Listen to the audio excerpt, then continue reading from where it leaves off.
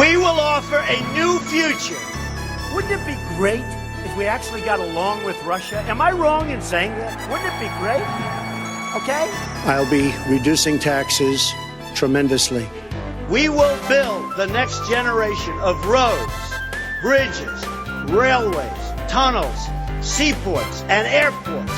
I will build a great, great wall on our southern border, and I will have Mexico pay for that wall. Mark my words. Well, actually, I will bring back jobs. Donald J. Trump is calling for a total and complete shutdown of Muslims entering the United States. The countries we are defending must pay for the cost of this defense. You, the American people, are my only special interest. That's what I'm doing it for. We're going to make America great again. I promise.